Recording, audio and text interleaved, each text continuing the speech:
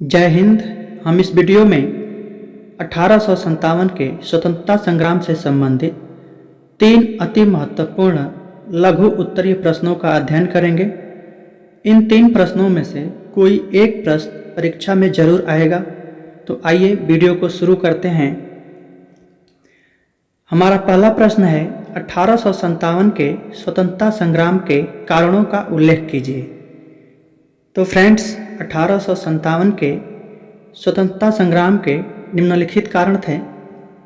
इसमें पहला कारण है राजनीतिक कारण। फ्रेंड्स, राजनीतिक कारण में हम सबसे पहले बात करेंगे डलहौजी की राज्य हड़प नीति की। इसके तहत देसी राजाओं की संतान न होने पर उनके राज्यों का अंग्रेजी राज्य में विलय कर लिया जाता था। तो इस प्रकार से जो देसी राजा थे, जिनके खुद के पुत्र नहीं थे, उनके राज्यों को जब अंग्रेजी राज्य में मिला लिया जाता था तो वे अंग्रेजों से असंतुष्ट रहते थे। इसके बाद हमारा अगला राजनीतिक कारण है बहादुर शाह जफर। फ्रेंड्स, बहादुर शाह जफर अंतिम मुगल सम्राट थे। तो इनकी मृत्यु के बाद उनके उत्तराधिकारी को महल और शाही शान छोड़ने का आदेश दिया गया। तो इस आदेश से बहादुर शाह जफर और उनका परिवार भी नाराज था। इसके बाद आइए अगले राजनीतिक कारण को देखते हैं। फ्रेंड्स, अगला राजनीतिक कारण है डलहौजी द्वारा नाना साहब और पेशवा बाजीराव की पेंशन तथा सम्मान सूचक उपाधियों का अंत कर दिया गया, और जिसके कारण नाना साहब और पेशवा बाजीराव भी अंग्रेजों से नाराज थे। तो ये थे राजनीतिक कारण। अब आइए हम धार्मिक कारणों को देखते हैं। फ्रेंड्स, धार्मिक कारणों में पहला था ईसाई धर्म का प्रचार। अंग्रेज ईसाई धर्म को भारत में तेजी से फैला रहे थे, जिससे भारत के लोगों में ये भावना थी कि अंग्रेज भारत को ईसाई धर्म का देश बनाना चाहते हैं। इसके बाद अगला है जातिवाद की उपेक्षा। फ्रेंड्स, जो भारतीय समाज था वो विभिन्न ऊंची नीची जातियों में विभक्त था। तो अंग्रेजों ने भारत में रेलवे की शुरुआत की और अंग्रेजी शिक्षा को शुरू किया।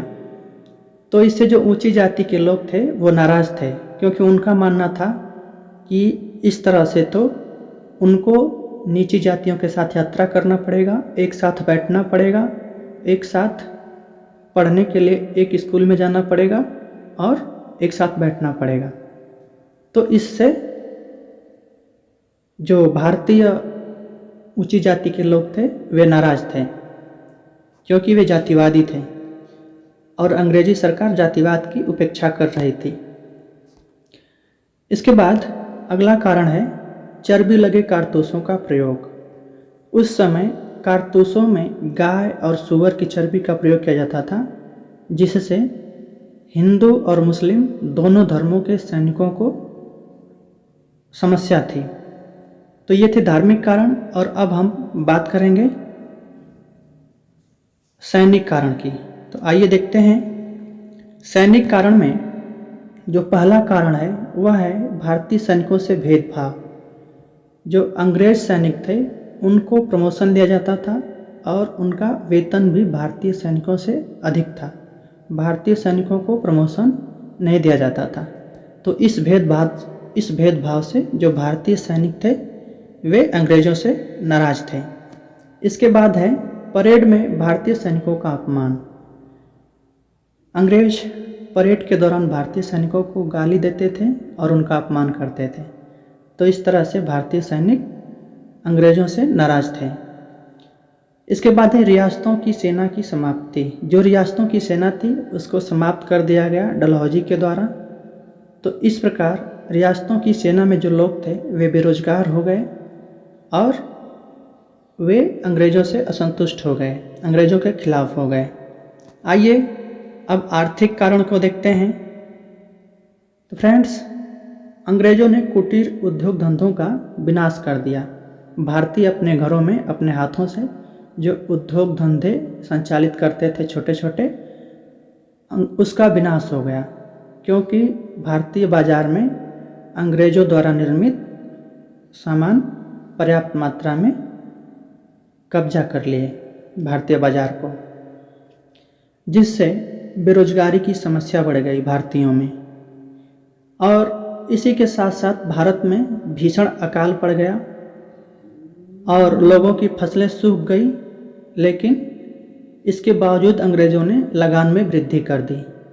तो इससे जो भारतीय लोग थे, भारतीय कृषक समाज था और कृषि से जुड़े हुए जो व्यवसायी थे, वो अंग्रेज़ों से नाराज़ हो गए।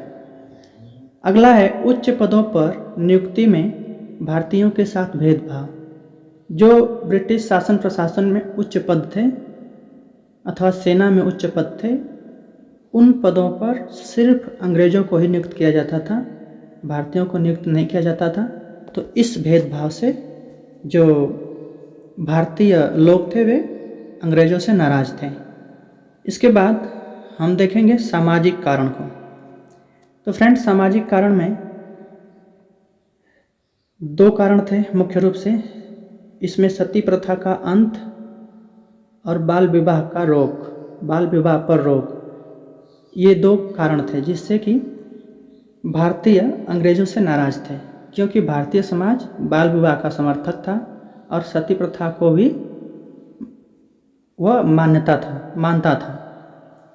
इसलिए जो भारतीय थे वह अंग्रेज़ों से नाराज़ हो गए। इसके बाद अगला कारण है अंग्रेजी भाषा व सभ्यता का विरोध। दोस्तों, भारतीय अंग्रेजी भाषा का विरोध करते थे और जो अंग्रेजी सभ्यता थी उसके भी विरोधी थे। तो ये थे सामाजिक कारण। अब हम चलेंगे अपने अगले प्रश्न की ओर। हमारा अगला प्रश्न है 1857 के प्रथम स्वाधीनता संग्राम के असफलता के 4 कारण बताइए। तो फ्रेंड्स, 1857 के स्वतंत्रता संग्राम के असफलता के 4 प्रमुख कारण निम्नलिखित हैं। इसमें पहला है समय से पूर्व विद्रोह का होना। फ्रेंड्स, जो क्रांति के लिए तिथि तय की गई थी वह थी 31 मई 1857, लेकिन यह क्रांति समय से पूर्व ही शुरू हो गई 10 मई 1857 ईस्वी को। अतः इसका परिणाम यह हुआ कि यह क्रांति सुनियोजित तरीके से पूरे देश में एक साथ शुरू नहीं हो पाई, इसलिए यह पूरा प्रभाव नहीं दिखा पाई और यह असफल हो गया। इसके बाद है राष्ट्रीयता की भावना का अभाव। फ्रेंड्स, भारतीयों में राष्ट्रीयता की भावना का अभाव था। जो सामंत वर्ग के लोग थे वह इस क्रांति में भारतीयों का साथ नहीं दिए, वे अंग्रेज़ों का साथ दिए और इसका परिणाम यह निकला कि भारतीय एकत्रित होकर के अंग्रेज़ों से मुकाबला नहीं कर पाए। तो फ्रेंड्स, आइए हम अपने अगले पॉइंट को देखते हैं। अगला पॉइंट है कुशल नेतृत्व का अभाव। फ्रेंड्स, 1857 की क्रांति में कुशल नेतृत्व का अभाव था।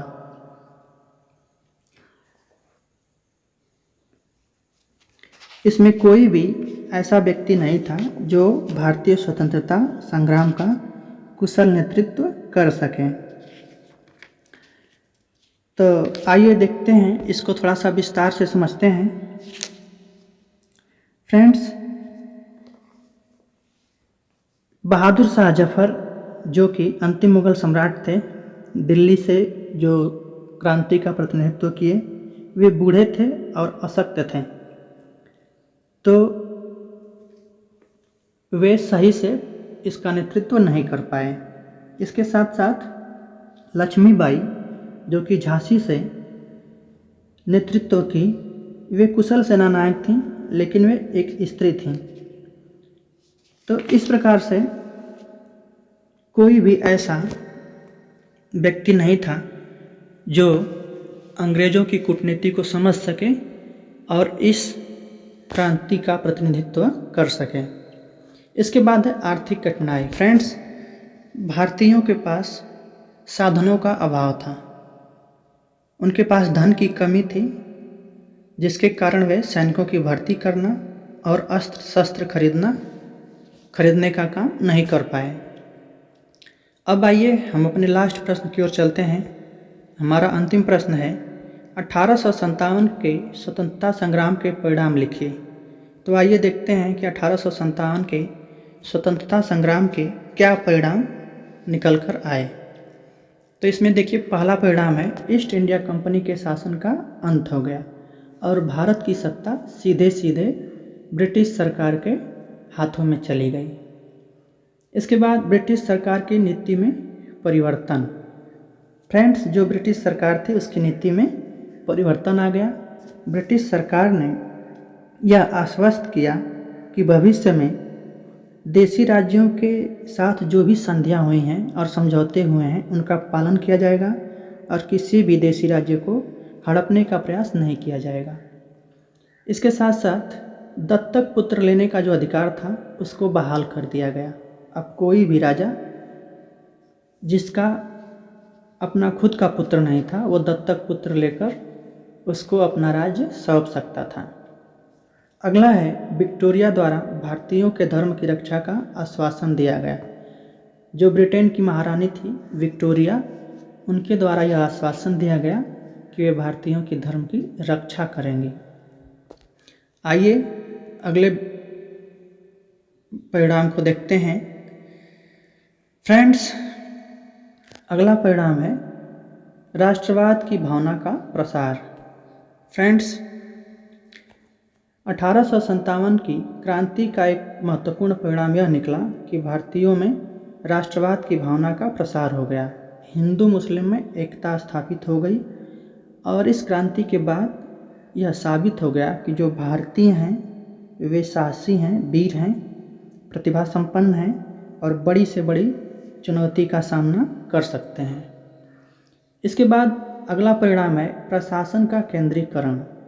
फ्रेंड्स, इस क्रांति के बाद बोर्ड ऑफ कंट्रोल और बोर्ड ऑफ डायरेक्टर के स्थान पर भारत मंत्री की नियुक्ति कर दी गई और यह जो भारत मंत्री था इसको यह पावर दे दिया गया कि गवर्नर जनरल और उसकी मंत्री परिषद पर उसका नियंत्रण रहेगा और भारत मंत्री शासन का पूर्ण उत्तरदायित्व भारत मंत्री पर आ गया। जो भारत मंत्री था उस पर भारत के शासन प्रशासन का संपूर्ण उत्तरदायित्व आ गया। अब उसकी जिम्मेदारी थी भारत के शासन प्रशासन की देखभाल करना। आइए हम अगले परिणाम को देखते हैं। अगला परिणाम है सेना के तीनों भाग ब्रिटिश सरकार के अधीन हो गए। जो कि पहले कंपनी के अधीन थे वह ब्रिटिश सरकार के अधीन हो गए।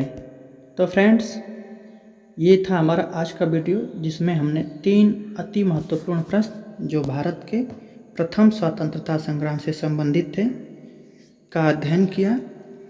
इन तीनों में से कोई एक प्रश्न आपके आगामी परीक्षा में ज़रूर आएगा, तो आप इस वीडियो को अच्छी तरह से समझते हुए देख लें और चैनल को सब्सक्राइब करें तथा घंटी बटन को प्रेस कर लें ताकि लेटेस्ट नोटिफिकेशन आपको तुरंत मिलती रहे। धन्यवाद।